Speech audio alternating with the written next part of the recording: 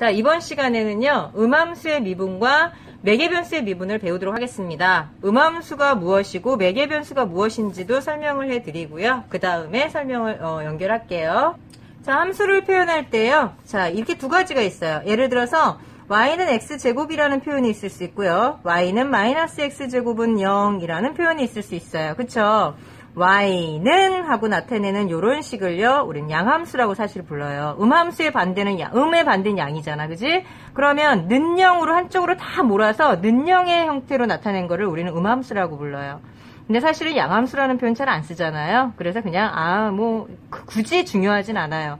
그런데 자, 는영으로 표현하는 이 음함수의 표현에 대해서는 중요해요. 왜냐하면 얘네들을 y는이라고 이렇게 만약에 제곱이 있어. 그러면 y는이라고 나타냈을 때는 많은 쪽에서 생각을 해야 되고 여러 가지 생각을 해야 돼요. 그런데 한꺼번에 그냥 이렇게 간단하게 2차 곡선의 방정식 같은 경우는요, 그냥 한쪽으로 다 넘겨서 는영 이렇게 표현을 해서 미분을 적용하거나 여러 가지 문제에 적용할 때 훨씬 더 문제가 수월하게 풀립니다. 그래서 음함수의 미분법을 많이 이용을 하는 거예요. 뒤에서 다시 한번 또 설명해 드릴게요. 자, 여기 보시면은 음함수의 미분법이라고 나와 있죠. 자, 음함수의 미분법은요, 음함수가 뭐라 그랬어? 는영으로 나타내는 걸 음함수라고 했지. 한쪽으로 다 넘겼어. 그런 다음에 만약에 문제에서 dy dx를 구해봐 라고 묻습니다. 자, dy dx는 y'의 의미인데요. 좀 더 구체적으로 상세하게 해석을 할 수 있어요. 자, y' 그러면 뭐에 대해서 미분했는지는 모르잖아요. 그런데 dy dx로 표현하면은요, y를 x에 대해서 미분했구나, x처럼 보고 미분했구나, 이런 의미 해석이 조금 더 디테일하게 되기 때문에 dy dx를 써서 표현을 해주는 거예요. 자, 그렇다면은 같은 의미예요. 자, 그렇다면 dy dx, 자, 어떤 의미냐고요? y를 누구의 함수로 보고 x처럼 보고 x의 함수로 보고 뭘 해? x에 대해서 미분을 해. 그런 다음에 dy dx를 붙여주면 됩니다. 아유, 무슨 말인지 모르겠습니다. 예제를 통해서 더 자세하게 설명해 드릴게요. 아까 설명했죠? 음함수 미분법을 사용하는 이유는요, 바로 y는 fx, 양함수의 꼴로 변형하기가 어려운 경우가 많고요. 변형해도 계산이 복잡한 경우가 많기 때문에 음함수 그대로 두고 그냥 는영의 꼴로 나타내서 바로 문제를 적용하는 게 훨씬 쉽기 때문에 그런 경우로 나타내어진 함수를 설명하겠습니다. 어렵지 않습니다. x를 t의 제곱으로 표현되어 있고 y를 t의 3승으로 표현되는데 얘네들은 묶여 있어요. 그럼 그 소리는 중간에서 t라는 녀석이 x와 y의 매개체가 된다는 소리야. 무슨 말인지 아시겠어요? 얘도 설명할 수 있고 얘도 설명할 수 있다는 소리예요.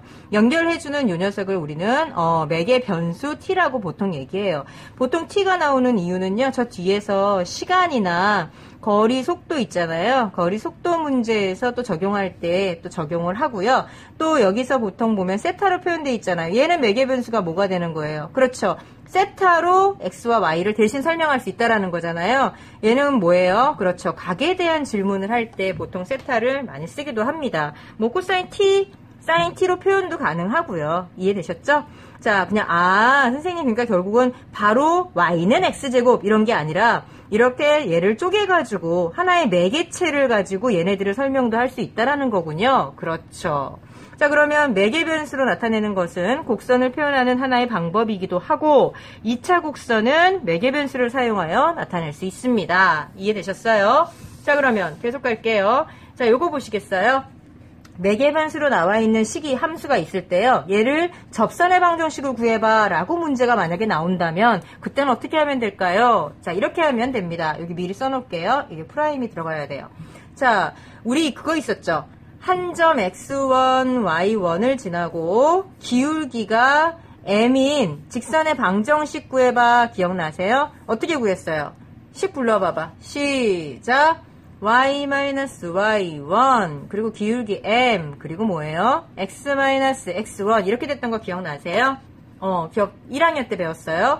선생님, 이거랑 뭐 달라요? 똑같아요. 자, 뭐냐면요, 얘는 지나는 한 점이야. 가만히 보니까 여기 보면은 곡선 위에 점, 그러니까 한 점이 여기 주어져요. 식으로. 이해되셨어요? 그럴 때 접선의 방정식 구해봐. 직선이란 소리야. 그러면 요 한 점이니까 y-y1, x-x1 여기까지 이해됐어요? 그럼 기울기의 의미는 얘가 갖는다는 소리예요. 이해되셨죠? 자, 기울기의 의미는 여기서 이렇게 해석이 되어 있네요. 기울기는요, x의 증가량분의 y의 증가량이다 라고 해석을 해도 좋고요. 자, dx, dy, dy, dx, y를 x로 미분해라 그 소리인데 전부 다 지금 매개변수 뭐로 돼 있죠? 그렇죠. t로 돼 있잖아요. 그러니까 얘네들 전부 다 뭐로 미분을 해야 돼요? y도 t로 미분을 하고 x도 t로 미분을 하는 거야. 그러니까 x'도 구하고 y'도 구하라는 소리야. 쉽게 말하면. 이해되셨어요?